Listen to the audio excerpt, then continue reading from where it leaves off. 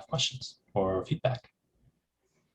Okay, and as mentioned before, this presentation is being recorded, so I am recording this breakout room. We'll be in the same breakout room throughout this time, but what will happen is different city staff and project team members will move, and you'll see different presentations. So we would really appreciate it if you remained muted. And then when it comes time for discussion, please use the raise hand feature to indicate you want to talk, or the chat function. That's another way to communicate any questions or concerns. So I think that's it for me. And with that, I'll hand it off to Brian and our facilitator and note taker for the meeting. Great, thanks, Andrea. I'm Brian Manford. I'm with Nelson Nygaard. We're one of the consultants on the team. We're the transportation consultant. And in this group, we're going to talk about, or in this session of the group, we're going to talk about circulation. And Tracy and Sue Ellen, I don't know if you want to introduce yourselves as well with the city. Yeah, certainly. My name is Tracy Scrimalia. I'm a senior engineer here at the City of San Mateo in the Public Works Department. And I do believe that Sue Ellen is having some issues getting into our breakout room. So she will be joining us shortly. Sure.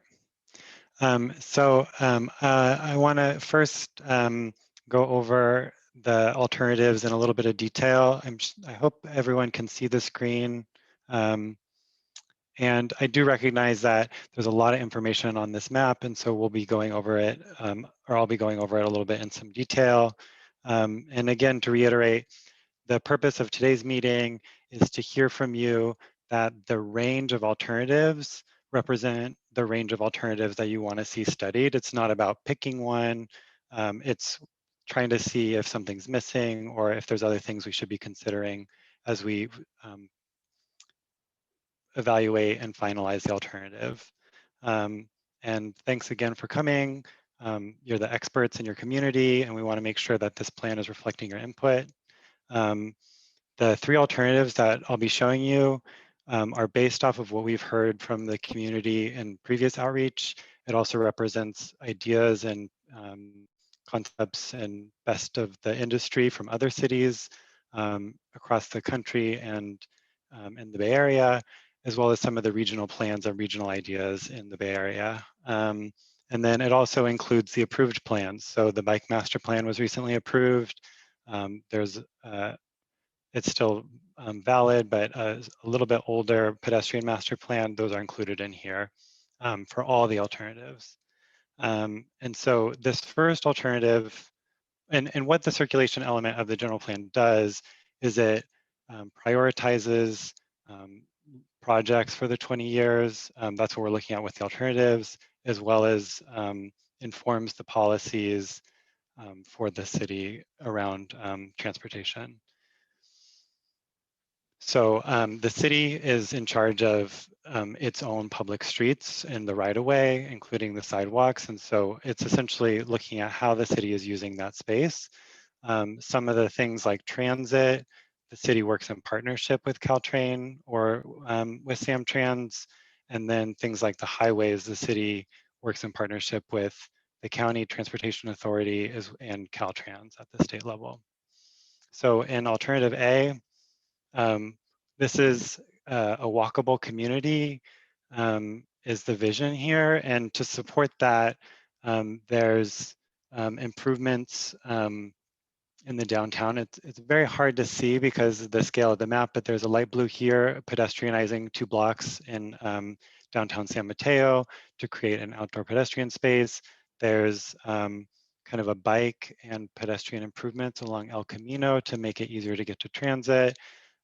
There's safety improvements in the blue dots at the highway interchanges to make it, and adding and missing sidewalks to make it easier and safer for people, especially as these are some of the different study areas to move around. The orange lines represent anything that's the solid orange and solid purple are existing trails, or the purple is the bike lanes. And then the dotted represents the bikeways in the bike master plan. Other elements of this one is some improvements to and new crossings of US 101 in the north on in the study area 7. And then and the dark blue is missing sidewalks, filling in some of the missing sidewalks in the study areas in particular. So that's option 1. I'll go through all 3 and then we can get to more discussion and questions. Option 2, we have, or alternative B, sorry. I'll also note, and this is consistent through all of them, the gray circles represent existing at-grade Caltrain crossings.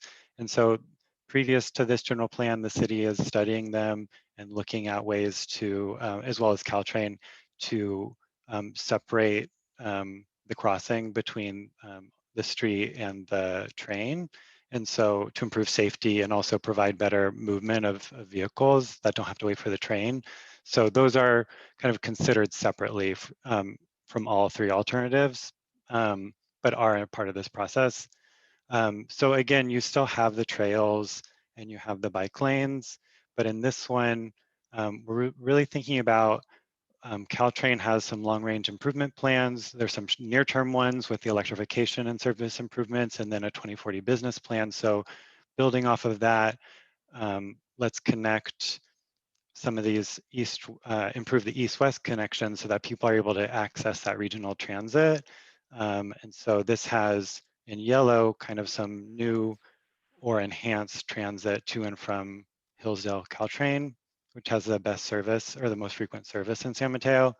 And then we're also looking at a bus rapid transit or other kinds of transit improvements and prioritization along El Camino Real. And then at the interchanges to get onto 101, looking at are there ways that we can improve, whether it's transit only on-ramp or other ways of improving HOV access to the freeway. And again, connecting into some of the regional express lane projects. So bus transit can be faster, more reliable, and carpool can be faster and more reliable. So those are some of the transit ideas for alternative B. And then alternative C, it includes a lot of those past ones. So you have the enhanced bike and pedestrian on El Camino. You also have bus improvements on El Camino. You have some transit improvements east and west. We're also adding, maybe those transit improvements are some kind of driverless vehicle, micro transit concept, and kind of exploring the innovative aspect of it.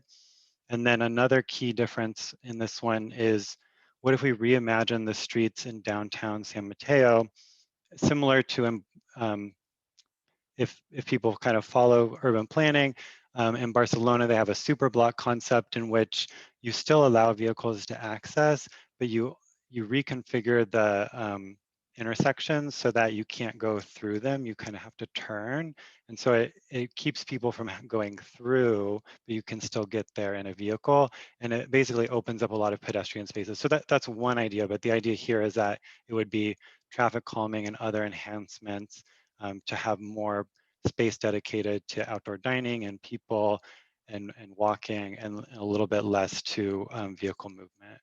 So those are the three different alternatives, and we can talk about if people have any questions, and then also really what about that is maybe missing. Are there other ideas that you have? I'd love to hear that. Great, so now is the time for questions. I should have mentioned before, in order to raise your hand, you click on the smiley face reactions button, and then there's a raise hand button right there. So you can ask your question that way by raising your hand, and then we'll be able to ask to unmute you. I haven't seen any raised hands yet. Oh, and then again, you can also use the chat function to make any comments or also ask a question. Okay, so I see some questions popping up. So I saw Seema's hand first, so I'm gonna go ahead and ask you to unmute Seema, and then hopefully you'll be able to speak. Great, thank you so much. I was curious if there's something other than cost that is preventing us from enacting things across all three options. Like, for example, why couldn't we have bus lanes and bike lanes on El Camino? Why couldn't we make a portion of downtown car free and do super blocks in a larger area? Yeah, I'm just curious to hear, like, why not, thinking 20 years into the future, why not go big or go bold and do all of this? Yeah, that's great to hear. And I guess these alternatives, again, we're looking to study it. So part of it maybe we study all of them, and the preferred alternative includes all the pieces. But there's a few things that kind of limit this. One of them is just the amount of physical space in the road. And then, like you said, the cost. And so balancing those two things, at least when you get into the design, can make it challenging to do everything. But I think, you know, I appreciate that point, and it's great to hear. And we have some more hands up. Great, I'll keep us moving. So the next person's hand up was Mark, so I'm going to ask you to unmute and ask your question. Hi, yes, thank you. I'm just curious as to the reason why more pedestrian amenities or alternatives are needed for the downtown. You know, I'm downtown frequently, represent a lot of merchants downtown. What's the problem that we're trying to solve for pedestrians in the downtown area? Yeah, thank you. We heard a lot in the previous outreach that people are interested in that. So we tried to reflect that in the alternatives.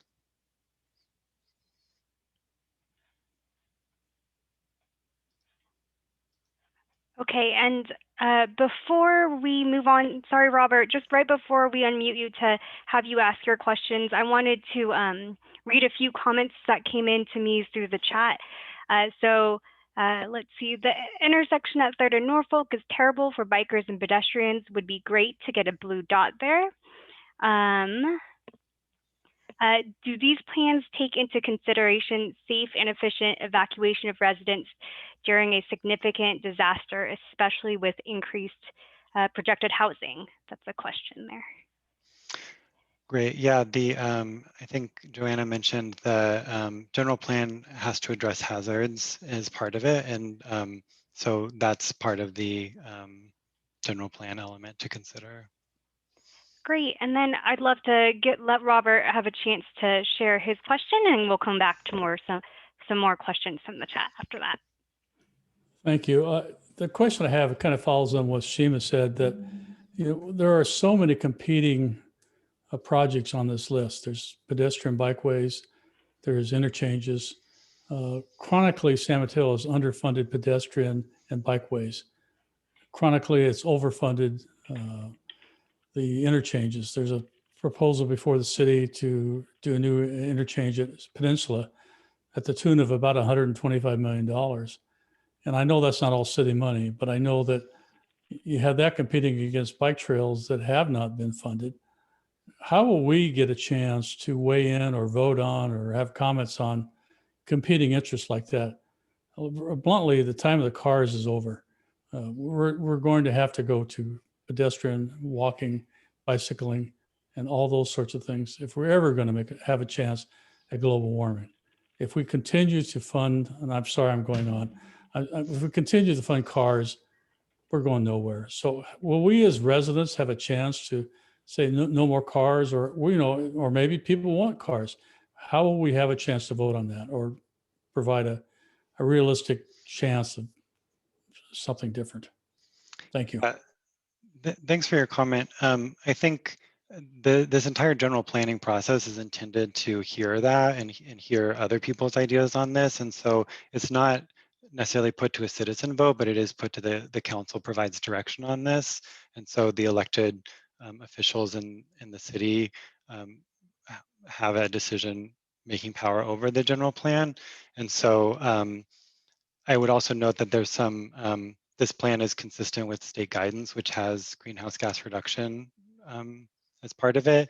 And then the city also adopted last summer a VMT policy as part of Senate Bill 743 requirements. So there are ways in which this plan reflects, like you said, kind of a changing paradigm that increased vehicle miles traveled indefinitely is not the way of the future. The state has provided that guidance, but a specific vote like cars or no cars isn't going to be put forth. But I think those are ways that the general plan accommodates that, and then also accommodates some of the state guidance on that.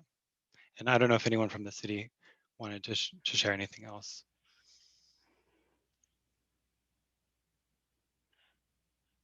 Okay.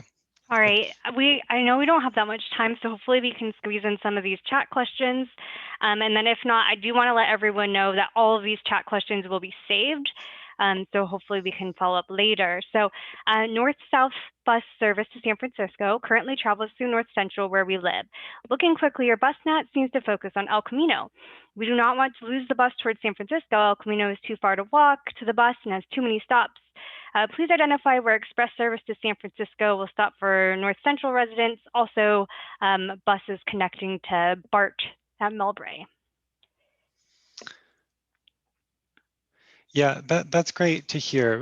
This map doesn't, it really relies on Caltrain for the long range transit or regional transit connections, as well as El Camino. So that's great input that we'll consider. And I think as this was being drafted, some of the Samtrans Express bus pilots was starting. So those, kind of didn't overlap in the right way. So that's great, thanks.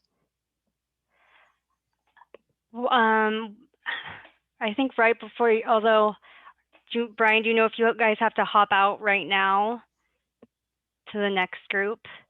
I think we still have time. My watch says 10 minutes, but. Andrew, I think Lindsay's going to message us. Okay, thank you so much.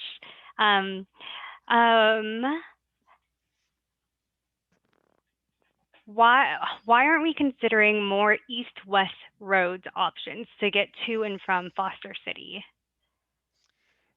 Yeah, that's a great question. I think I will say one thing that this map, and this to some degree speaks to what you were saying, Robert, bringing up is the ability, as the city is mostly built out, and the cost and the ability to increase roads and road widths and add new roads is really challenging. If you look at the map, there's kind of the parcel outlines, and there's the water. So building a new road into Foster City and Fashion Island is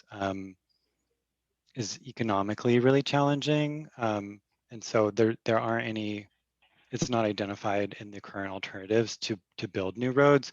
What we are looking at doing is enhancing those connections through pedestrian and bike connections and by connecting those areas through transit. So more people are able to get there more easily and with more options. I don't see much plan for improving transportation along along Delaware. I think in reference to bus routes. Yeah, that's not on this alternative, so that's great to hear. And as has been said, it's all being noted down. So these are things that we can consider in the alternatives. So that's great to hear. Let's see. Okay, another question coming from the chat. The crosswalk from Peninsula to Arundel is also very bad for pedestrians, especially due to high-speed traffic and a large white van that often decreases visibility at the intersection. Any plans for upgraded crossings across San Mateo? Yeah, so something at the kind of crosswalk level is often put into the pedestrian master plan. And so this plan includes the adopted pedestrian master plan. So things like crossing enhancements and that would be reflected in that. But I think if there's specific large projects like at a highway on-ramp, off-ramp, or across new crossings of the highway, that's kind of the level that the circulation element is at, but that's helpful. That's still helpful to input about the safety in specific locations. And it looks like this is more of, Andrea, could I just Yeah. chime in with an addition to that question?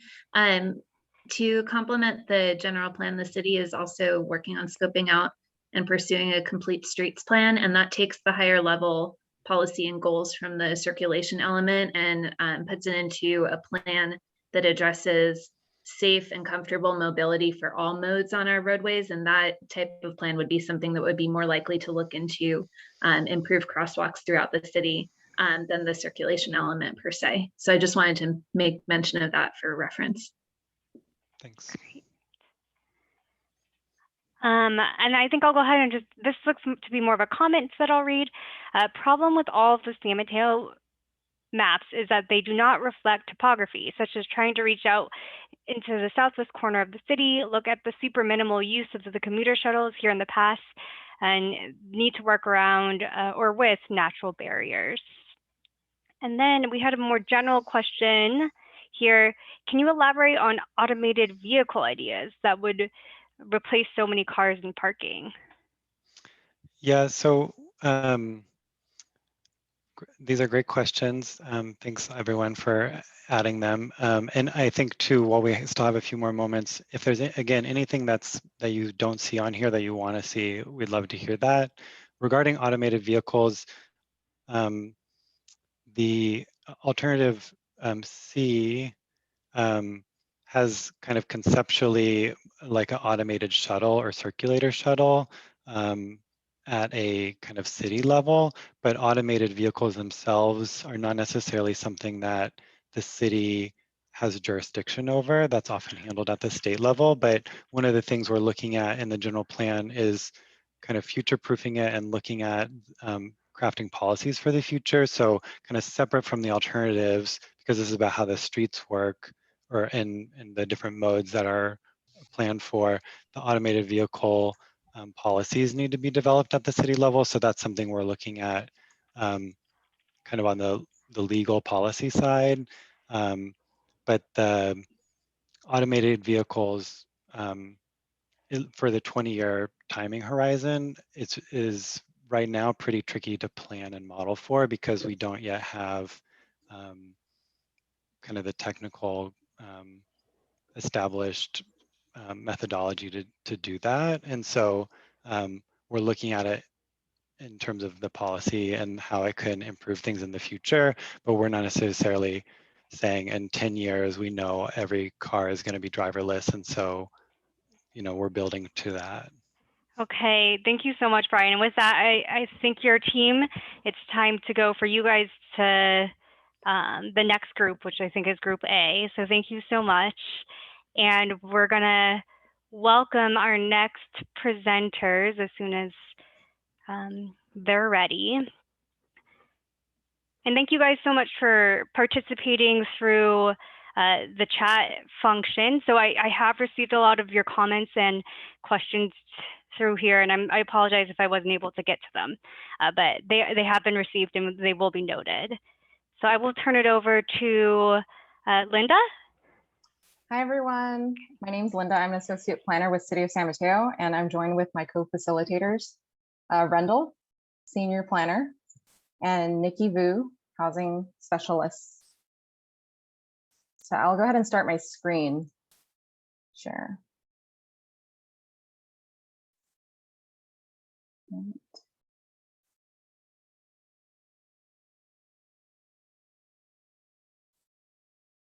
So let me rewind.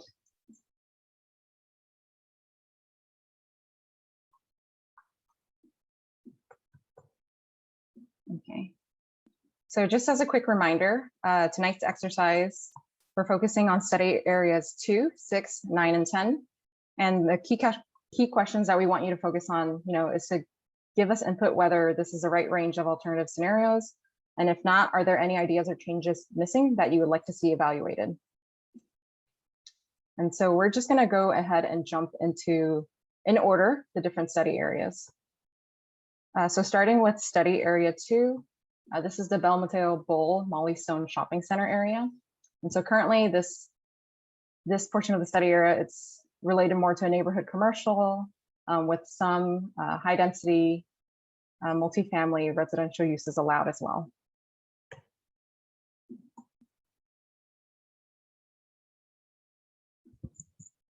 And so the different alternatives being considered for study area 2, residential uses are being introduced to the Bell Mateo shopping center area. So that's all over here. Alternative A represents the lease change from existing conditions. And alternative C is the only alternative that would introduce a mixed use on the west side of El Camino Real. And over on alternative B, we have low mixed use being proposed here in the center of the study area.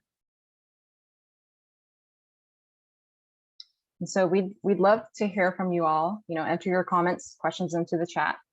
If you'd like to speak, feel free to raise your hand, and our chat manager and support staff in here will help unmute and let you speak. And I will note that when you are in the chat, if you do direct message your chat to me, that's fine, but know that some of our other presenters won't be able to see it. So if you feel comfortable, feel free to chat everyone. And that way some of our staff members, like our presenters here, Linda, Nikki, and Rendell, will be able to view your questions as well.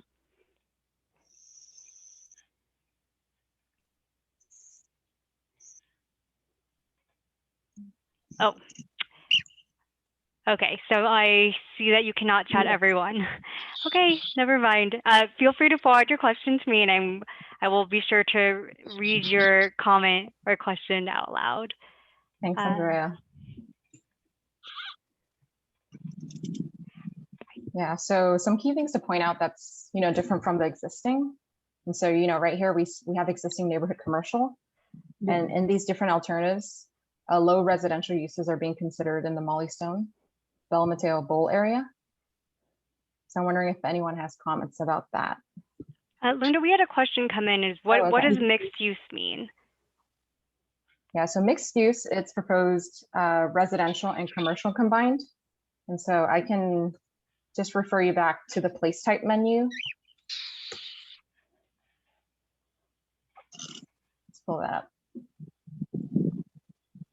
Yes, this is going to be a helpful guide for you to understand, just to visualize, from the land use color to the type of just development being proposed. So mixed use low, it's 1 to 3 story buildings mixed. It could be commercial, office, or residential combined in the same building or same site. Great, I'll keep reading some of these comments if that's okay. Mixed use alternative C seems to be highest and best use housing and amenities. For any of these areas being considered, how are schools being considered? In zone 2, there aren't very many public schools. Yeah, so schools are definitely being considered. I would say further, I think today the focus is trying to understand, which alternative is preferred or what, the public likes from each. And once we select and narrow down to a study area, we are going to look at things like, demand for schools, infrastructure, circulation. So it's great that, you raised this question, and the team is definitely thinking about it as we move further along in the process.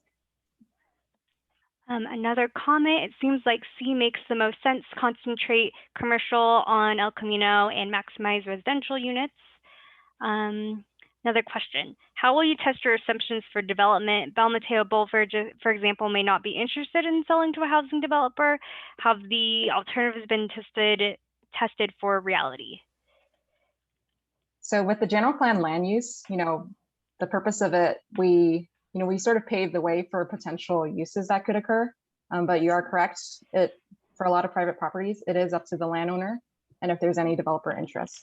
So those things we can't really quite control.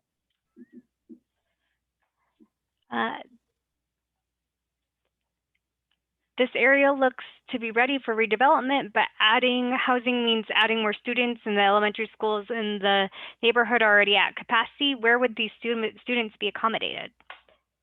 Yeah, so I'm gonna kind of group that question with the earlier one. You know, we are going to look at schools and infrastructure needs as we refine and select a study area to assess further. Okay, what about some public open space or garden or park space? Yes, so in the general plan, there is an open space element. And I know that they had a goal of meeting, you know, a certain acreage of open space. I don't know, you know, how that, I can look at that information, but it is something that this general plan considers in the open space element. And then, okay, I actually see that B has more residential units, maybe a hybrid of B and C, which has the mixed use is nice. That's a comment that came in. If we need more housing, why are offices and mixed use still being explored? Yeah, so yeah, good question. Yeah, I think when we look at this chart for the jobs, it's really kind of allocated among the different study areas. There's no, you know, as I said earlier, whether it gets developed mixed use with office, the city doesn't really, we don't make a decision on that. It's ultimately up to the developer that takes on the project. Yeah. Okay, another question, or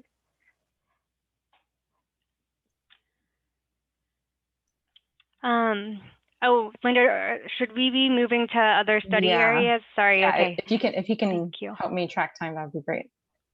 Okay, so this is the first study area.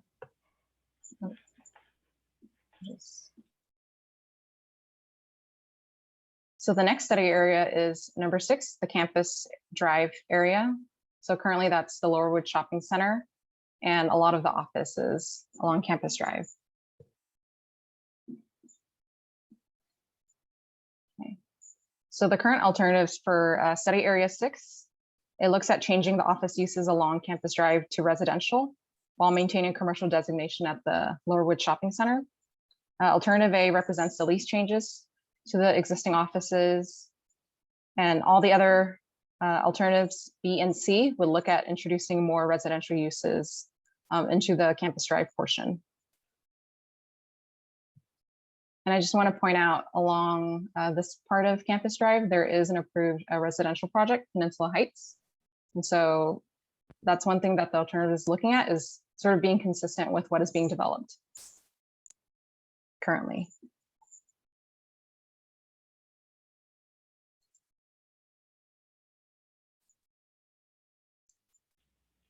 We got a comment that said C looks like a great way to concentrate housing and have it be walkable to the current shopping center.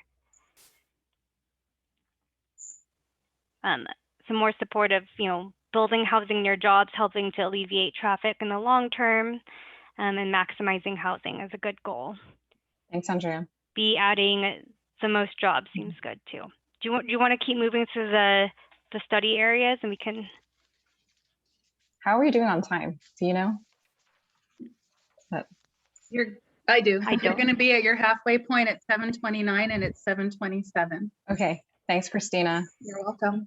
Thanks, Christina. Yeah, so we have about 2 minutes if participants want to share more comments or pose more questions. Can you confirm what commercial neighborhood means and what that means for Laurelwood Shopping Center? Yeah, so neighborhood commercial, just imagine, you know, it's more low-rise type of commercial use. It's really serving the residents that live in the immediate area. And the other uses, it's not shown on this map, but we have, you know, regional commercial, and that's intended more for, I would say, like chain big box type stores that are attracting visitors to come in to shop.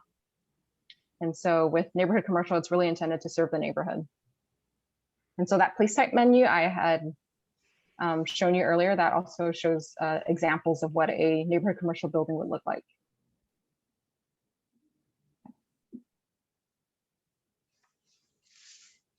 Okay. Any more comments? Again, support for more housing. I think I would move us on to the next Okay. alternatives or study areas. I'm sorry. Okay, thanks, Andrea. So the next study area is number 9. This is Hillsdale Norfolk area. And so some key landmarks to orient everyone. This is the Kaiser Medical Office Building, Hillsdale Inn, the Marina Shopping Plaza right here. And so this area is mostly neighborhood commercial with some regional community commercial uses. And there are residential uses allowed on the outskirts of this study area. And so these are the different alternatives being considered. Marina Plaza obviously is, there's different proposals in each alternative. A would keep it at commercial neighborhood, whereas B, it's looking at introducing mixed use with some regional commercial use on the side. Sorry, correction, this one is regional commercial. And then for C, it's looking at keeping the neighborhood commercial, but with some regional commercial. And in all 3 alternatives, Hillsdale Inn, it's being proposed as residential low, and this is consistent with a planning project we have on this site. And other things to pay attention to, the homes, the population, jobs, changing throughout the different alternatives. So C would really keep, less residential units in that alternative, whereas A and B would be proposing a bit more. So net new 100 in A, net new 290 in B, net new 40 in C.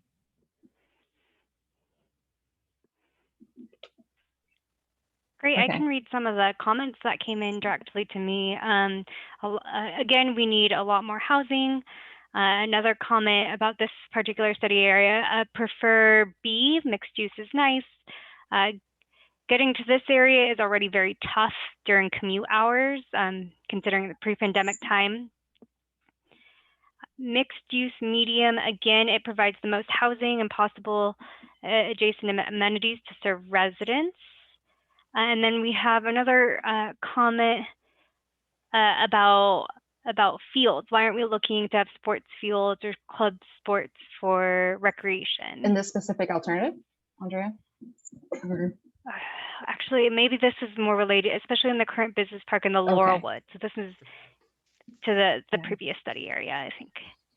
And then regarding this study area 9, I also like B because it's building homes near 101, which means less local traffic. Thanks, Andrea. Sorry, can I ask about the athletic field? Where is that located on study area 6? Just so I can circle that. Not even just a general comment on a particular location. Okay, thanks. Yeah. Yeah, and if you'd like to talk, you're welcome to. We will unmute you if you, we have one from Anne-Marie. Great, yeah. Anne-Marie, let's go ahead and unmute you so you can ask. So the question was, being a parent of children who are span the ages of like 12 to 18. I've had kids in rec sports, public school sports, which the middle schools don't have fields sometimes. So Foster City has a lot of fields. So you end up with a lot of families and this relates to the previous presentation too, right? Where you were talking about kind of where roads and bikes and pedestrians, which all makes lovely sense. But if you have young children, you're not going to walk from the neighborhood by 92 to get to Foster City to access a field with your child after school. You're going to get into a car if you have one available to you. So the question is, San Mateo, like I'm looking at what you're proposing, all the options for the previous area, not study area 9, but the one prior, that's a lot of land and would be a place that really could benefit from having some sports fields, for the community. AY is, and as the community grows and you have more children in the community, that's going to continue to be an issue. And that's true for city sports, the middle school sports, the public schools use fields like Los Prados, and we have to go there during rush hour, already just congesting those roads even more. Yeah. So it's just a question, you know, I don't see that here. Yeah, thanks, Anne-Marie, for sharing your comments. So, you know, these alternatives, they aren't set and we're still refining it. And so tonight we're really listening to your input. And so Yeah, that's just we're something to taking notes on consider. that. Yeah, because I know Bay Meadows has green space, but those are not well-maintained drained fields. You know, they aren't turf Yeah. fields, right? So just thinking about as the population increases with children. Yeah, thanks, Thank you. Anne-Marie.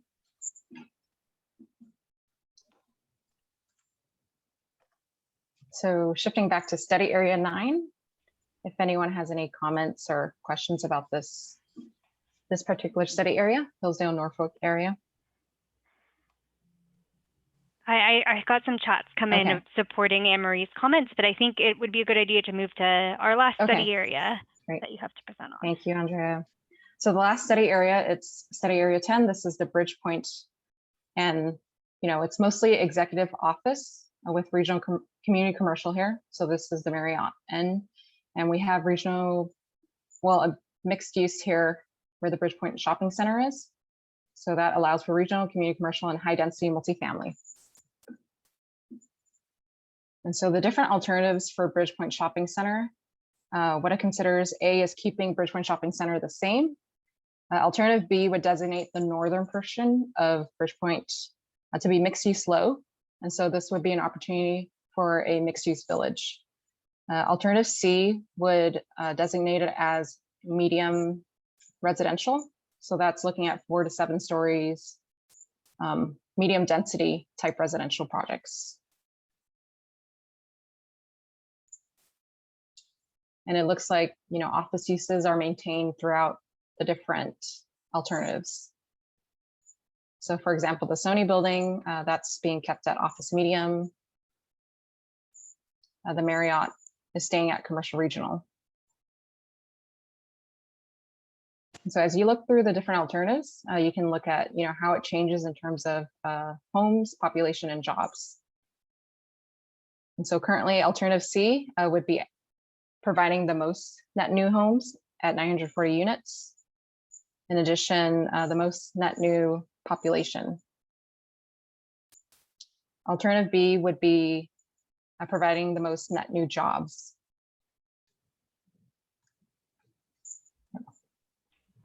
Okay, I'd like to just start with okay, let me read this comment really quick and then we can go to the hand raised.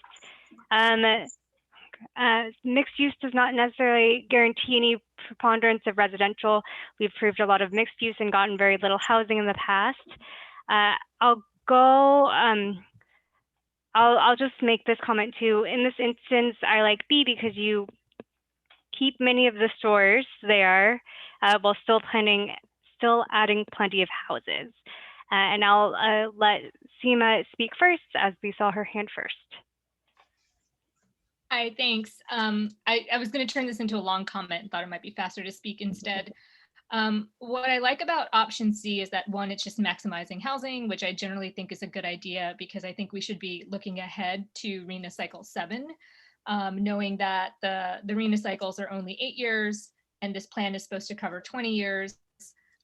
If our cycle 7 allotment grows as much as our cycle 6 allotment grew, then we really need to maximize how we're planning for housing. So all of that said, I like C because it's maximizing the housing and because it's making use of a strip mall that seems to be half empty half the time. Like the entire 8 years I've lived here, you know, at least 2 or 3 of those big box stores are empty at any given time. But I think the mixed use developments are always nice. So I wonder if there's a hybrid option where you could do mixed use high instead of mixed use low and create one of those, you know, residential village type spaces, but try to maximize the housing. Great comment. Thank you, Seema. And then Robert had his hand up next. You want to go ahead and unmute yourself, Robert? And I will note that I have a bunch of questions coming in through the chat. So okay, thank you. Thank you, Seema. I'm with you. Option C would be the best alternative. I have a question for I guess the staff preparing this, whether it's the city or the consultant. You know, we're starting out this cycle. We're going to be about 1,000 units behind, and we have to account for those units in the next cycle, which is 7,000 units. So we're already at 8,000 in about an 8-year time frame. And then going to the next cycle, SEMA points out, we could be 20,000 units behind. We need more housing. I would like to see a comparison between the deficiency in RENA now, the next cycle and the cycle after, and compare that to the reality. I'll go back to the Bell Mateo Bull of really making sure they are able to develop it, because that's being counted. So we need more housing. I think we need to be realistic. And the reality is we can't count the downtown sites because they haven't been permitted yet. They're not allowed to be counted under the RENA numbers until they actually have a building permit. So we start out behind. We're going to be even more behind. And I'm asking how you might be able to compare the different alternatives and how we might catch up. Thank you. Yeah. Thank you, Robert, for sharing that comment. I don't think I'll be able to address your question right now in this breakout group discussion, but we've noted it as a comment, so we can follow up with you after. And I do want to mention, if you have any further questions about the housing element, there are a couple of workshops planned. April 22nd, the county, their Let's Talk Housing Initiative. They're doing an All About RENA meeting. And also separately on May 4th, they're hosting another introduction to the housing element. So this is a repeat from the 2 meetings. There was one that had a lot of technical difficulties, and so they're redoing that. So yeah, we hear your comment. And if you're interested in this particular topic, I'm definitely joining on those meetings. Great. I'm seeing I got a few separate comments in support of alternative B. A lot of people like the balance of housing and jobs. I did get a question about alternative B. How was the allocation determined to split the shopping center, and why not allow mixed use throughout? Yeah, so I do want to preface saying all these alternatives, they were set through a long public input process. I think it was maybe most of 2019, spring to fall. And so it went through the general plan subcommittee. It's gone through a couple public meetings. And so we have all this information online on our Strive San Mateo website. And so that's sort of how we came up with the different study areas, alternative A, B, and C. And just as a reminder, we're not picking, between the different alternatives. We're really just getting input and taking it all and, narrowing it down to one preferred alternative that may be a hybrid, or it may be different from what you're seeing, but it's going to be guided by public input. Great. Thank you so much, Linda. I think we are at time now, and asking you guys to move to your next group so that we can have our next presentation. Great. Thank you all.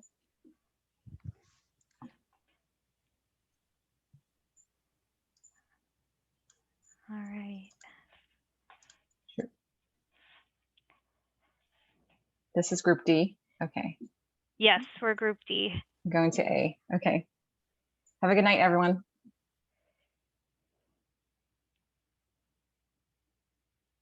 Okay. So, okay, it looks like we're waiting for our presenters. Actually, Joanna, while you're here, if I could put you on the spot, because we did get just kind of a broad question to explain what is RENA again? Can you spell it out for us? Okay, sure. Sounds like Robert can as well. RENA is the Regional Housing Needs Allocation. RHNA is the RENA for shorthand.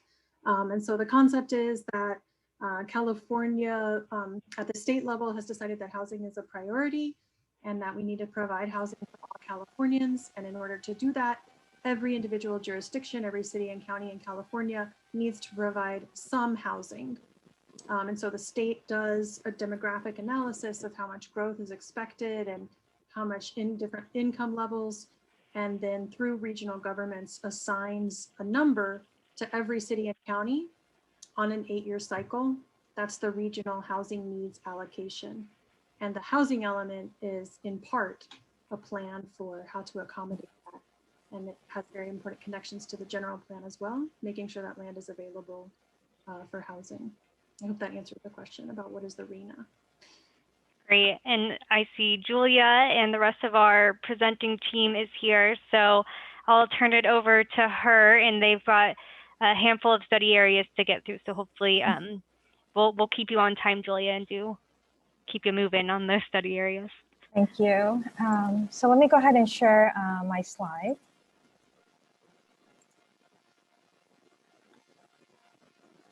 Can everybody see the slide currently? Showing the map and the two key questions, great.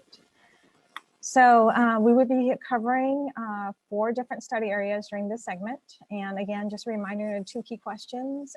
Is this the right range of alternative scenarios to study? And then are there any ideas or changes that I'm missing that you would like us to evaluate? So we're covering study areas 1, 4, 7, and 5. So I'll go through each one. I'm going to recommend that we cover 1, 5, and 7 first. Though these are smaller geographic areas, and then spend most of our time on study area 4 toward the end. And that's based on just the level of questions that we've gotten from the other groups. So just a quick introduction. My name is Julia Klein. I'm the interim planning manager, and with me is Nick Hamilton, senior planner. Nick can raise his hand. And Nick will be note taker. So just a quick reminder of the questions that we're going to be focusing on. We'll try to go through all of the study areas, and then if there are any questions or comments, please submit them through chat, and Andrea and the staff will be able to read them to the group so everybody can have that. So again, a reminder, study area A has the least change with the lowest residential growth. Alternative B has the second highest residential growth, and it spreads that growth across all 10 study areas.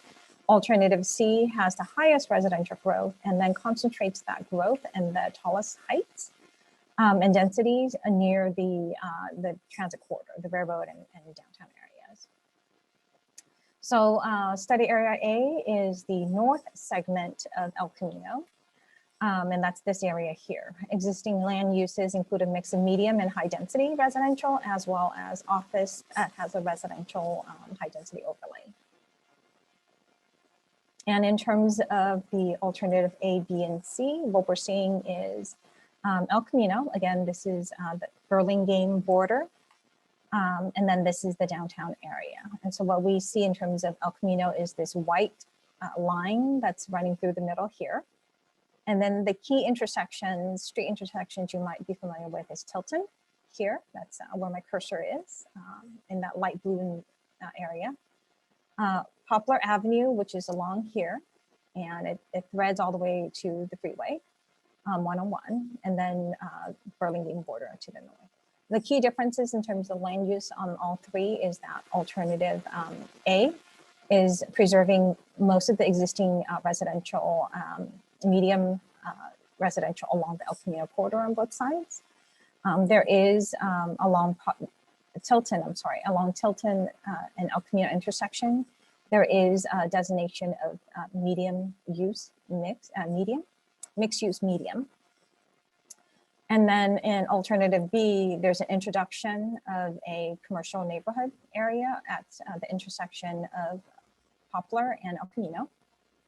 And then in alternative C, you see that area on Tilton and El Camino, that is changing to mixed use high. Are there any questions about these 3 alternatives or comments? We did get a question that I think it would be helpful if you would be able to zoom a little bit into these areas. Sure, let me try. Sure, let me go ahead and try. Oops.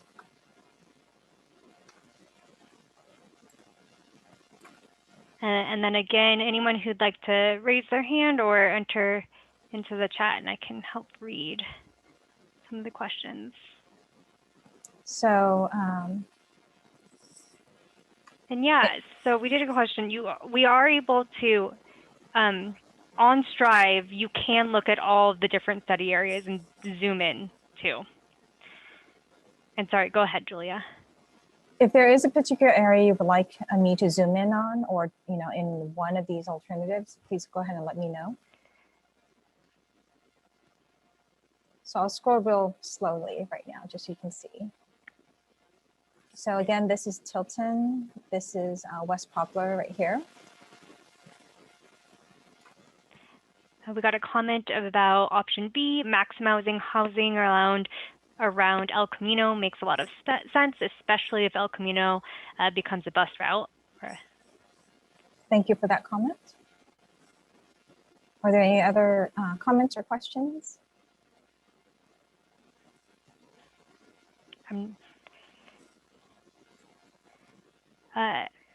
One more comment here. It's hard to see how extra housing is projected for option B. So let me go ahead and zoom down. So, and one more. You'll see that the land use designation on this area, the southern portion of the, it's a brown color. That brown color is representative residential high. And so there is that option to be able to add additional housing. But in addition to that, the designation of residential medium, that is looking at a range between 4 to 7 story buildings.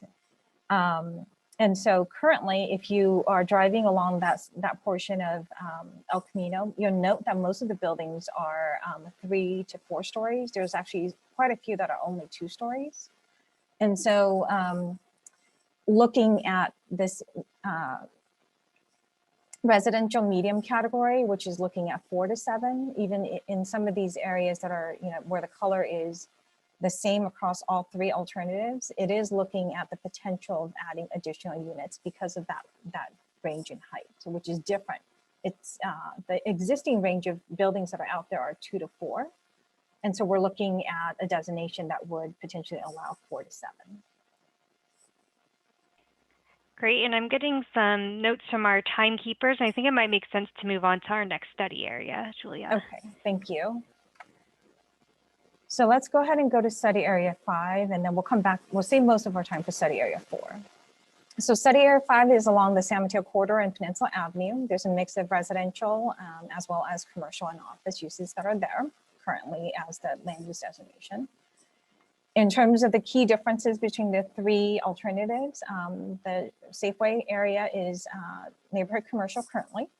That is being changed to a mixed use medium in alternative B, and then a mixed use low along the Peninsula corridor here for all of these range of properties here.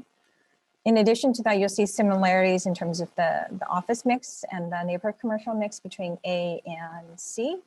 However, alternative B has that group of properties designated as mixed use medium.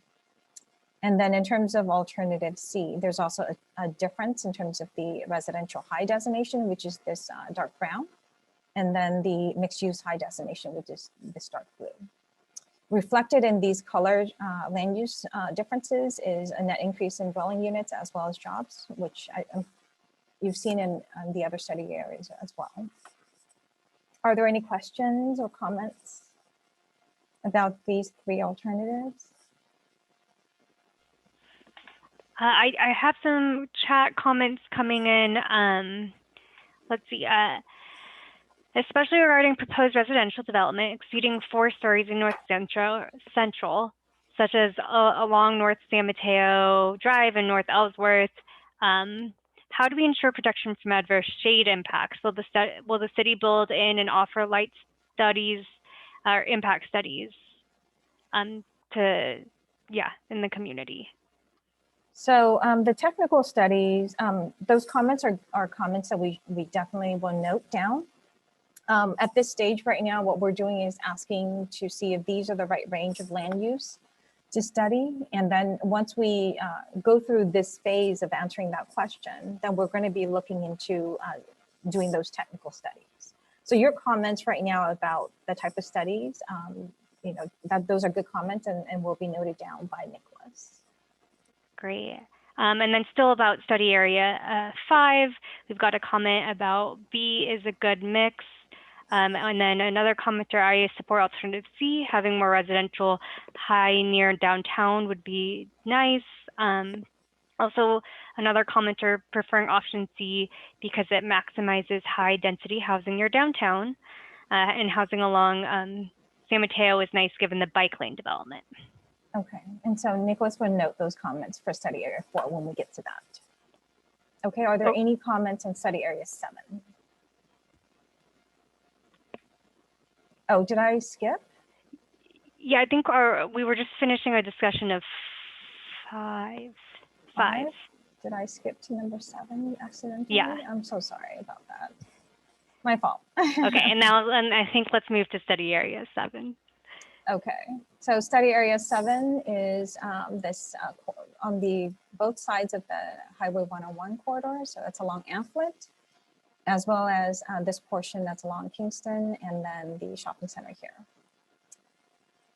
So those are the existing land use mixes, and with the study area 7, alternative A, we're seeing the service commercial along the Amplet corridor, and then a designation of mixed use low for the Shoreview Shopping Center area. In alternative B, we're seeing that some of the service commercial changed to medium residential and then high residential with this dark brown designation. And then this portion that's on the other side of the freeway is a mixed use medium. And in alternative C, what we're seeing is residential medium in this area of Amplet, and then mixed use high on the Shoreview Shopping Center area. So those are the key differences between the 3 different alternatives. Are there any comments or questions? I got one comment. I like option C because it's the one of the only, or maybe the only mixed use high area we've seen. Another comment, leaving more commercial service on North Amplet would be beneficial for business owners and C balances that well with plenty of housing, and also more support for mixed use high. Thank you for that comment. Okay, if we have no more comments or questions, then let's go to study area 4. Just 2 more comments I'll read. Okay. Number 7B is a good combination, and then mixed use high will have a bad effect on Shoreview neighborhood as small single family. Okay, thank you for that comment. All right, I'm going to go ahead and move to study area 4. So for study area 4, I didn't include a slide on the existing land uses, primarily because it's very similar to alternative A. So you'll note that this boundary area is the downtown historic district. That is being preserved in all 3 alternatives. And that is because we receive a lot of community comments that is an important feature in our community to preserve. What you'll see in terms of the key differences in terms of the land use changes are that in alternative B, the mixed use designation is going from mixed use medium to mixed use high for some of the 4th Avenue properties, as well as the Hospital and Mills medical facility. And then there's more of those properties along the 4th Avenue corridor, and then also on the other side of the railroad tracks. Those are going from mixed use medium to mixed use high. The other thing to note is that along this segment of east of the railroad tracks, you'll see that the residential is changing.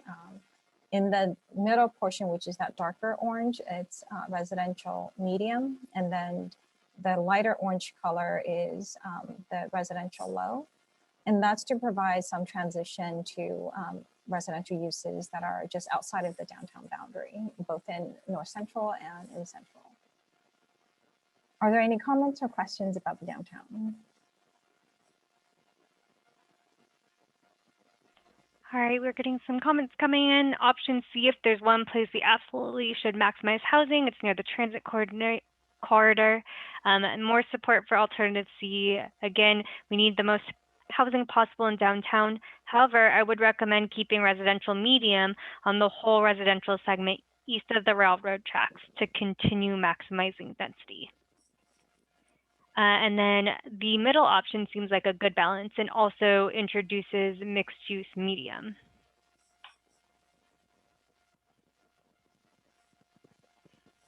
Thank you for those comments. Are there any other comments or questions about study area 4?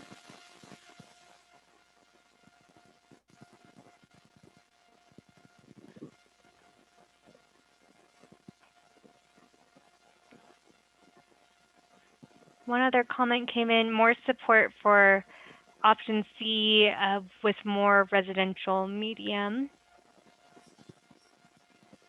Okay, thank you for that comment.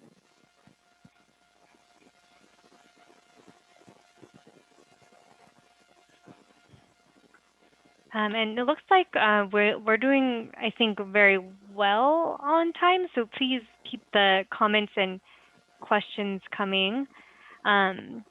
I've got some more comments to read. El Camino already has high buildings. So mixed use high would, wait, I'm sorry, sometimes the chat moves on me. El Camino already has high buildings. So mixed use high would fit in the best in C. Thank you for that comment. Another comment, residential transition in C is good. Need to protect existing low density res. Also a bad idea to incentivize the redevelopment of MILFs. I'm sorry, could you repeat that? Also a bad idea to incentivize the redevelopment of MILFs. Okay. I'm going to jump down. I'm getting a lot of comments. I am going to jump down to some of the questions that I see. How does the city protect existing historic buildings? There are a minimal number of properties designated currently. So the city is, in terms of the historic district, there's 2 districts that are shown on this map, and they're reflecting the boundaries. Those areas are based on all the community comments that we've received. There's a strong interest in preserving those historic districts. In addition to that, there have been individual properties that have, for one reason or another, been individually evaluated. And so we have that information. We did not reflect those on these maps, but we do have that information. And primarily because it gets too, the map itself gets too busy when we add an additional color to individual properties. But we do have all of those information for individual properties. So that is factored into the technical studies, and we will be looking at additional opportunities to survey other properties. Great. We had another question about, I think, looking at alternatives A and B specifically for the residential medium north, or residential medium that is north of El Dorado. Seems to wipe out all of the single family homes. Is that correct? No, in terms of, I'm not quite sure I understand that question. Sorry, I mean, Robert, if you don't mind, Claire, since this question was from you, if you'd like to clarify. I mean, the direction's wrong, but it's El Dorado towards 101. Look at A and B, it's a darker orange, and currently that's a lighter orange, which is mostly single family. Is that assuming that residential medium is that 2 to 3 stories, and that's assuming all the single family homes go away? So the land use designation provides an opportunities for property owners to be able to do something different with their property. And currently, all of this area, if there are single family properties that are in this orange area, these 2 scenarios show that there is a potential for those properties to change over. Assuming that a developer could group a number of single family lots into one large property for an apartment building. That's a pretty big assumption. And it is also assuming that the property owners are interested in doing that. So changing the land use designation does not automatically change the single family nature of the use that's currently there. The property owners who wish to stay as single family can stay. The land use designation just provides an opportunity to do something different in the future. I'm sorry, let me just finish on that. Thank you. I get what you're saying. I'm all in favor of that. I don't live there, so that's why I'm in favor of it. I just want to be careful that if we make these assumptions that they are practical, realistic, and have a chance of happening. Thank you for that comment, yes. we'll note that. All right, we got another comment about alternative C. Alternative C would completely change the character of downtown. And then another comment, this area is probably the best to locate denser housing, close to transit, retail, and restaurants.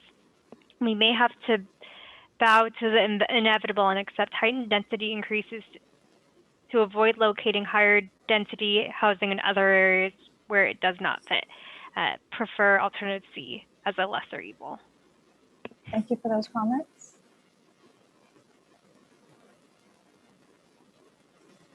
Are there any other questions or comments?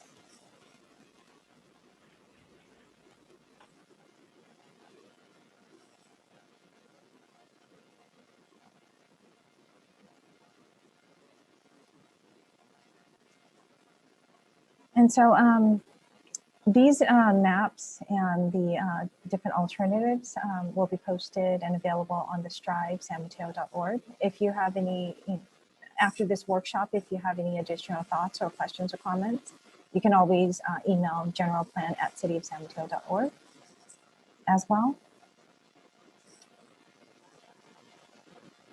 Any other questions or comments? Thank you everybody for so far for all these good comments and questions. And it's good that we're able to share it with everybody. Yes, Nicholas? I have two that came to me, and since we're at the end, I could kind of read them off from Doug. Sorry, they're moving in front of my eyes. This is harder than it looks. Questions around how higher density. Oh no, these already happened. So question about Unitarian Universalist Church built in 1907. Concerns about the historic character downtown, and San Mateo Drive and Santa Ynez in option C. Questions about that. We do have additional properties besides those that are located in the downtown historic district and in the Glazenwood historic. We do have information about individual properties. It's not reflected as a layer here because it would give the maps too busy and it's hard to read. But we do have all of those information about the older individual buildings in San Mateo. And so that is something that is part of our technical studies, which is the next phase of the work that we will be doing. But we do have that information.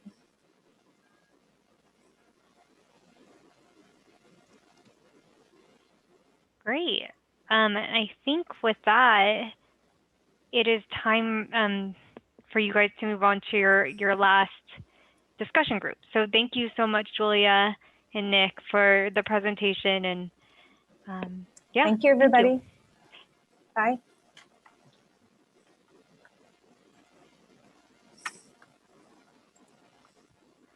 All right. Okay, so we have one more presentation this evening, and we'll just wait for our presenters to join us.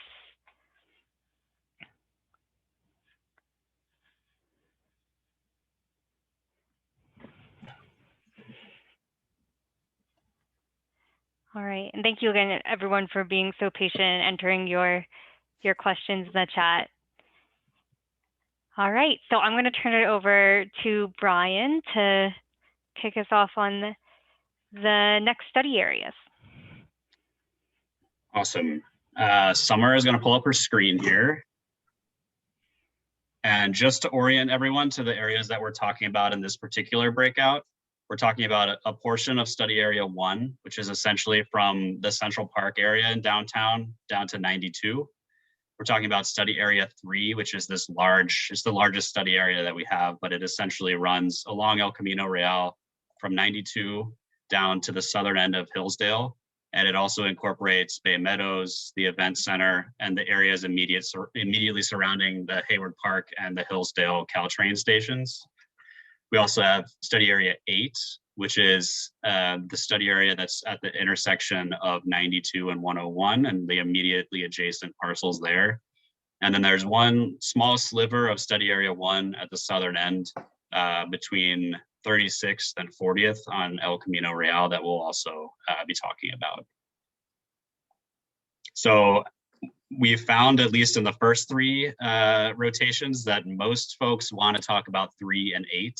because they are the largest study areas that we have in our core.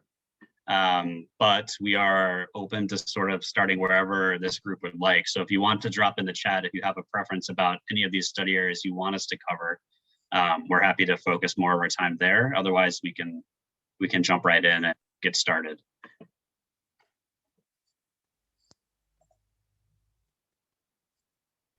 Got one vote for Area 3.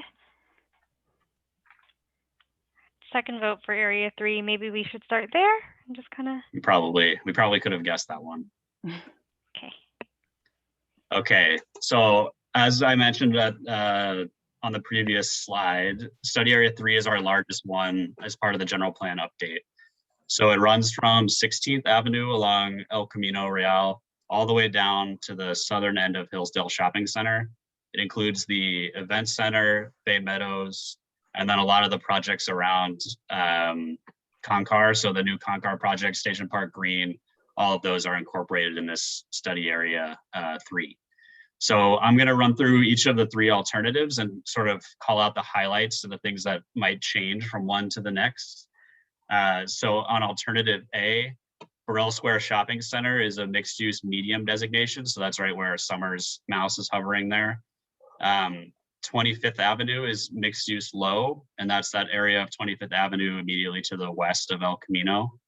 And then Hillsdale Mall is a combination of a regional commercial and a mixed use medium. And just a reminder, the medium designation is a 4 to 7 story designation, and then commercial regional essentially means like a shopping destination or a series of stores or retail locations where folks will come from outside of the immediate vicinity of that area to shop. So for alternative B, Burrell Square, and this alternative is a residential medium as opposed to mixed use as it was in alternative A. The 25th Avenue corridor is mixed use medium, so it's slightly more dense than it was in the previous alternative where it was mixed use low. And then Hillsdale Mall continues to be a combination of a commercial regional and a mixed use medium designation here. And then in C, Burrell Square is back to mixed use, except that it's a high density designation this time. 25th Avenue continues to be mixed use medium as it is in alternative B. And then Hillsdale is now a combination of, sorry, it's okay, is now a combination of mixed use high and mixed use medium there. And again, high is anything that's 8+ stories. So I know this is a lot to take in. There's a lot of colors on the screen, but would welcome any thoughts, comments. And again, we're looking to make sure that the alternatives capture the right range of possible land uses in this area. So if we're missing something or you have thoughts on a particular way that we've designated this, we'd love to hear that. And just a note, this study area is so big that we couldn't put each alternative side by side. You can view the side-by-side versions. If you go to strivesanmateo.org and click on the alternate land use link, it'll take you to the survey where you can see the side-by-side. But for the purposes of today, I'm just going to scroll through slowly, pausing on each alternative throughout the discussion and comments that we receive. Awesome. We did get a quick question. Does alternative C have the most housing added? Yes, in this case it does for study area 3. So it adds roughly 7,200 new housing units here. And then B, I think I saw was, yeah, around 5,000, so 5,100. And then alternative A has the least, so just under 4,000.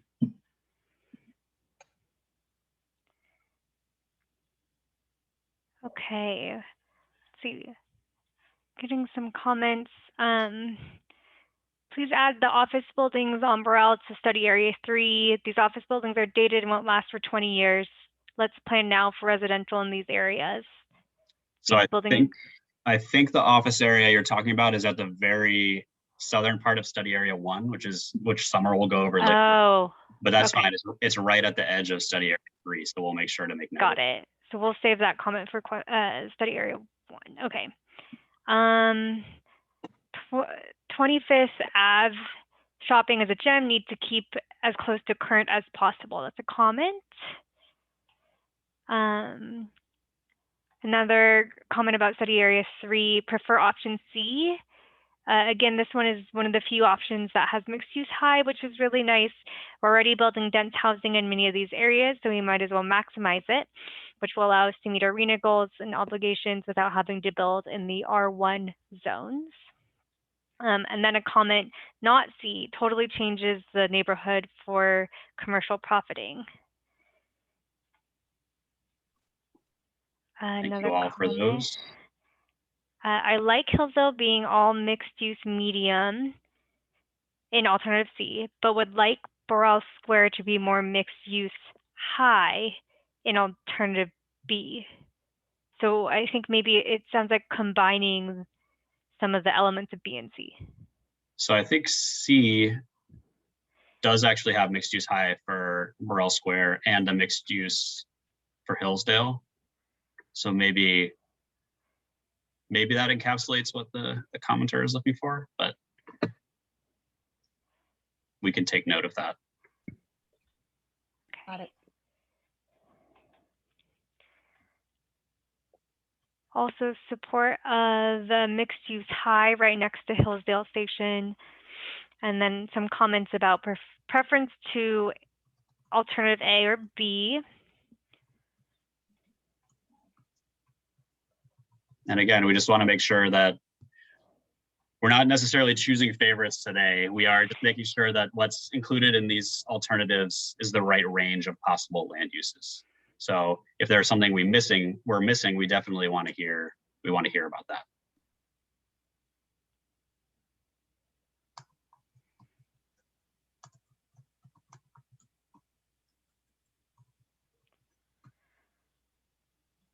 All right, let's see these.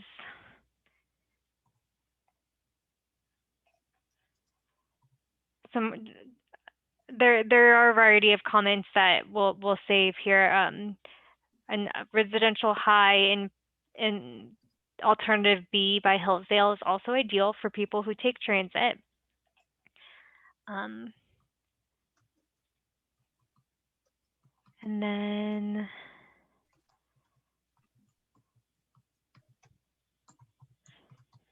yeah, and I'm also looking at the time, and I think we were about nearly halfway through this session. So Okay. Brian, maybe it would be good to keep us moving, although I know, yeah, that was our biggest area to tackle. Okay, yeah, we're happy to. And if folks continue to have comments about study area 3, continue to throw them into the chat and make sure we record them. So the next one we're going to be talking about is study area 8, which is the 101 and 92 interchange area. So this includes the Marriott and the Rakuten office building that's over there. It also includes Parkside Plaza and the office space just to the south of 92 there. So it's a range of current land use designations in that particular study area. And then we have these 3 on the same slide. It's a little bit smaller study area, but I will actually point out the main differences between them. So starting at the northern end, that current office park is a residential low designation in A and C. And then in B, it's a residential medium. So that's a 4 to 7 story residential project. The San Mateo Marriott and then the office complex right there, that's currently office high, remain the same in all 3 of the scenarios. And then the parcels directly to the left of that office high complex are slightly different. In study area A, there are a low mixed use low designation and then a medium mixed use designation in B and C. And then Parkside Plaza is different in each of the 3. So in A, the mixed use low, it's a mixed use low designation, so 1 to 3 stories of mixed use. It's a residential medium designation in study area per alternative B. And then in alternative C, it's a mixed use medium. And then that large parcel just south of 92 is an office medium parcel in alternative A, a low residential in alternative B, and a medium residential in alternative C. And we had a question about that in the previous session, and that's currently an executive office designation there. So that would be changing, at least in B and C in these And then alternatives. just to note, after these maps were created, the city did receive a planning application submittal for a residential low project in this parcel. So this map does not reflect that project, nor has it been approved by the city, but it is pending, and if improved, this will be residential low and probably will not be changing. So.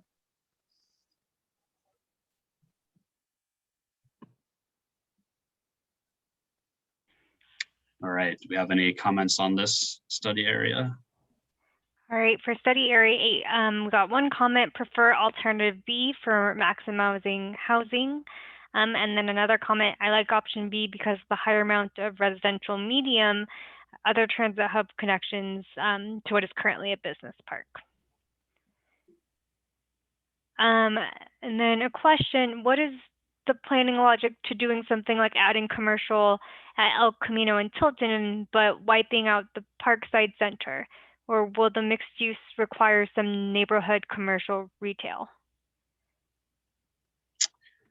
So nothing is necessarily going to be changing as a result of these land use designations. We're setting them in place and talking about these alternatives in the event that there is change in these particular areas.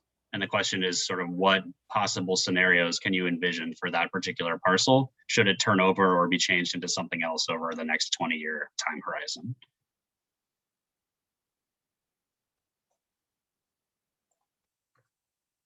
To answer part of the question that I think I heard, the mixed use categories that we're using to conceptualize these alternatives do certainly include the possibility of ground floor retail being part of future development on a site with that designation. Yes, thanks. Thank you, Joanna. All right, and we've got 2 more comments, I think, before we'll maybe move to the next study area, but okay. Good ideas here, but I'm concerned that the transportation options being considered don't have any plans to improve transit in this area. And then a comment about combine B residential near Marriott plus C with residential medium along Fashion Island Boulevard. So I think we repeat that, Andrew. Combine B residential near Marriott, okay, plus C with residential medium along Fashion Island. So that parcel that's currently medium office or office, I think executive office currently would be residential medium. Okay. And I will note on this study area in particular, it's not true for all study areas, but you'll notice that B and C largely have the same growth numbers in terms of numbers of new homes and population. It's really a matter of where those homes and that population is going within this study area. So you'll see the medium residential is not in the same place in B and C, but sort of in aggregate, it's leading to a similar number of new homes and new people in this study area. Can you clarify, what does executive office mean? In our current land use designation, don't have the definition in front of me. Is that the bright green? No, it's the purplish parcel that's to the southeast of the interchange in alternative A. Let me go back because executive office is the existing. Oh, okay. Right. Thank you. So it's really just, an area for office uses. So if you can think of a specific area of town, maybe around like North San Mateo Drive, where there's just like a bunch of doctor's offices just throughout that area, that's kind of what this land use is for. Great. Okay, and then I'm doing my best to keep time here, and I think we need to move on to the next study area. Okay. To make sure we get to them all. Okay, so let's start with this area right here, El Camino Real Center.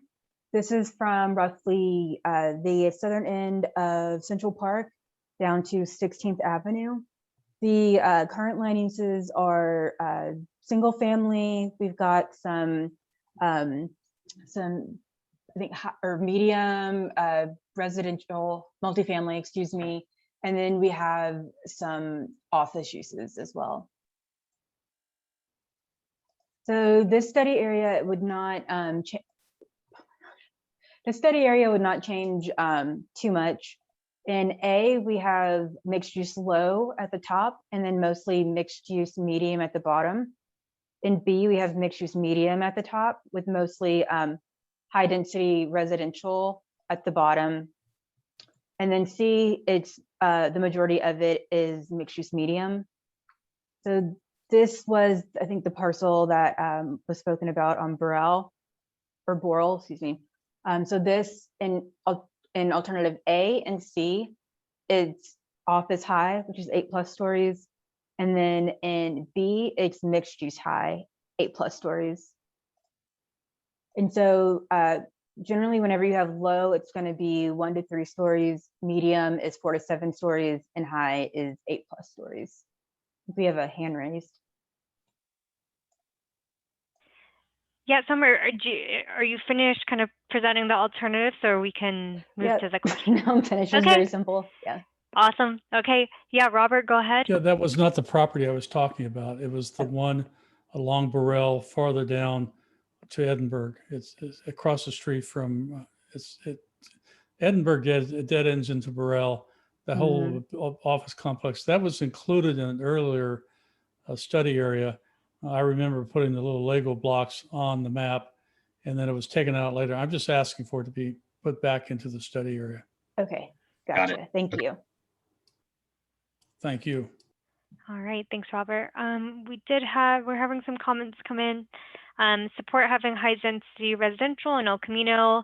Alternative B is ideal for housing. Prefer B with residential medium and not high. That's the comment.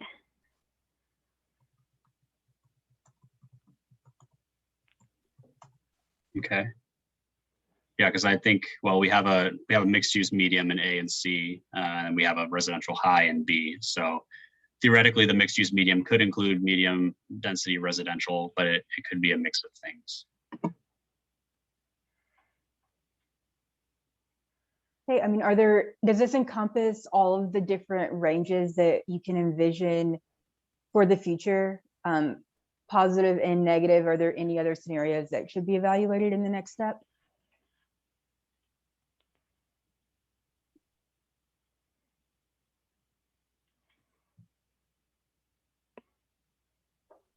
Yeah, and that's a great question, Summer. We try to keep emphasizing we really do value all the comments and the feedback coming in, but we're not choosing an alternative today. So the staff really wants to know, is everything captured here that you could imagine for the study areas that we're looking at? And with that, I'm also getting the time to move us to our last, right, study area for your guys' presentation. Okay. And this one's also very small. So we have some regional commercial, regional and community commercial and high density multifamily here. And then along 37th Avenue, we have neighborhood commercial. So these are all very similar as well. This little block behind FedEx stays as residential medium. And then this shopping area around FedEx and the north side of 37th Ave is mixed use low. We have some commercial neighborhood along El Camino, and we have some commercial service on the eastern side of El Camino. So in alternative B, we have mixed use low on the northern side of 37th and on the western side of El Camino, and then residential low on the southern side of 37th, and neighborhood commercial on the excuse me, on the east side of El Camino. Alternative C, we have neighborhood commercial on the northern side of 37th and on the eastern side of El Camino, and down at the very southern end of the western side of El Camino, and mixed use low along 37 in the middle of this area along the western side of El Camino.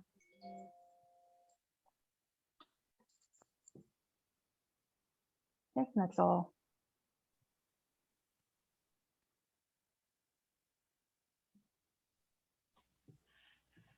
All right, so questions for study area 1 on El Camino Real South.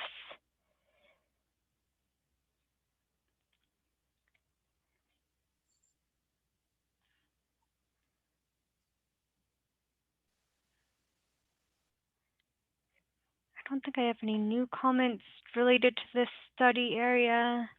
Or here's a question. Study area 1 near 38th. Prefer option B with the mixed use flow, but given proximity to Hillsdale Station, maybe even more housing is warranted. Okay, that's awesome.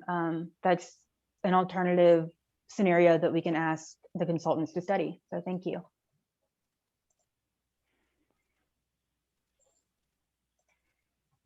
That was 37th, correct? Another 38. Oh, at 38th. 38th. Thank you. Comment for this area, alternative A. Keeps the neighborhood stores of 37th Ave. It's also walkable and keeps character and like the mixed use on El Camino. So that was in support of A.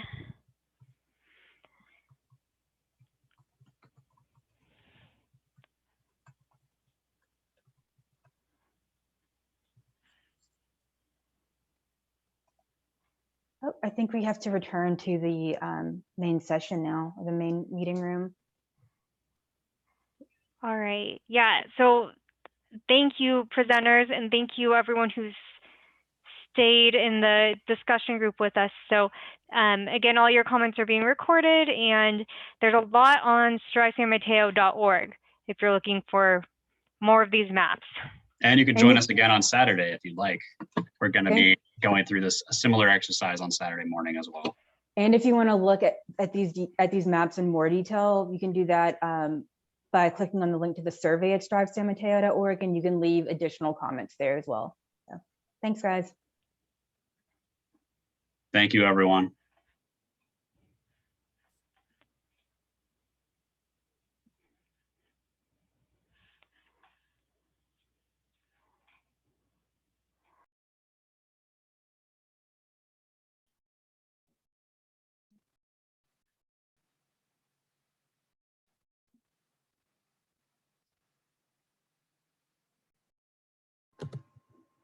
All right, Lindsay, does it look like most folks are back now from the breakout rooms?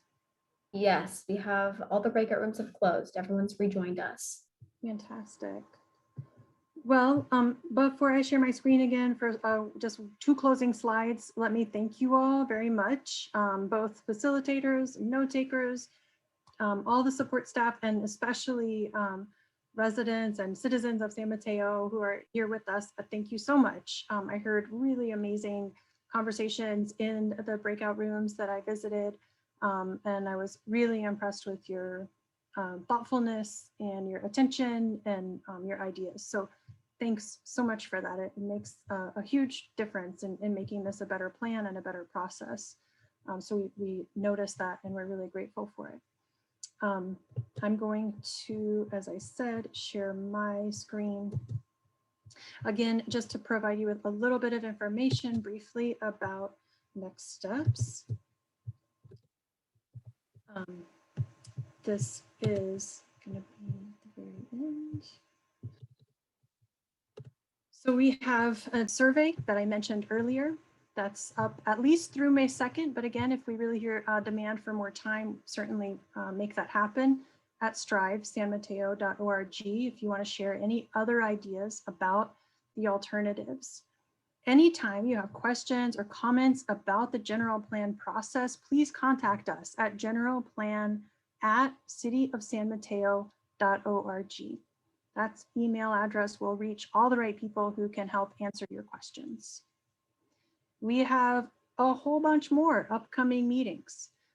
So this Saturday, we're doing this same meeting again, Saturday morning for folks who prefer Saturdays to weeknights.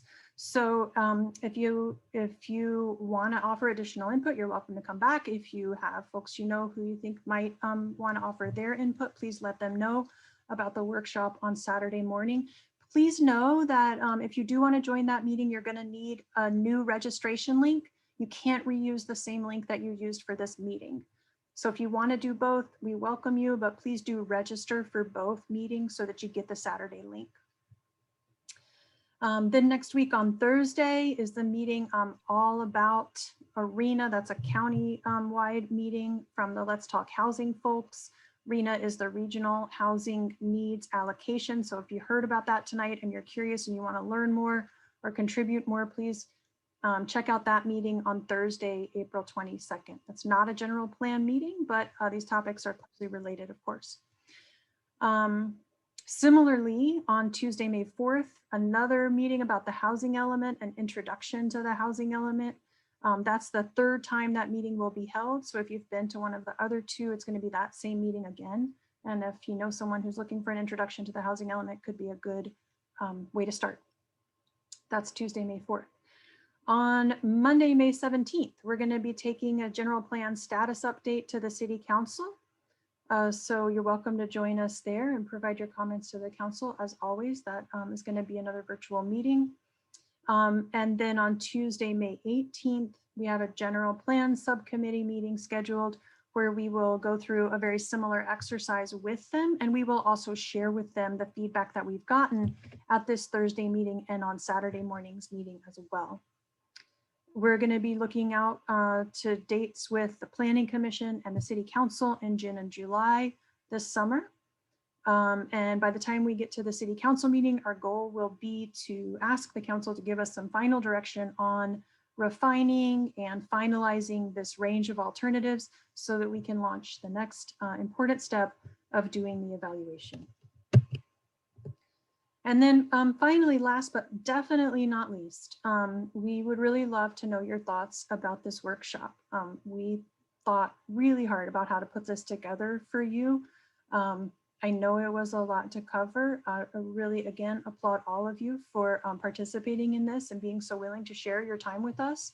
And if you have suggestions on what we could do better, we really want to hear that.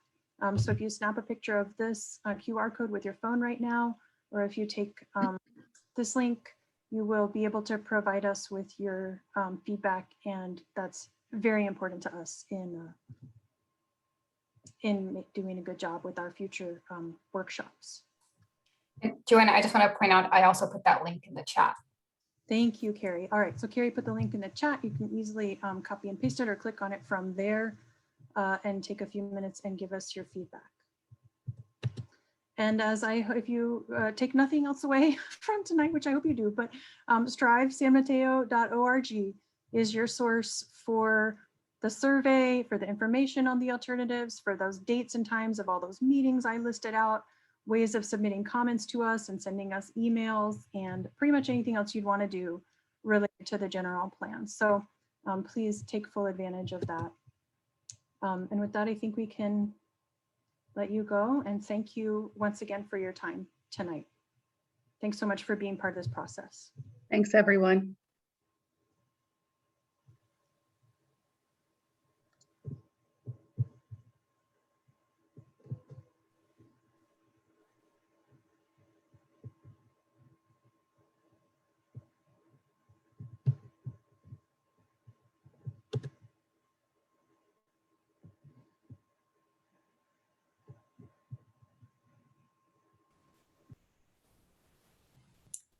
Just a quick question. The Save chat, is there a specific place we're supposed to forward to?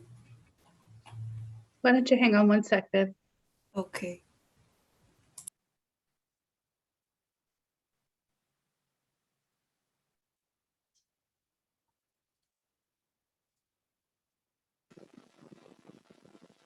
Okay.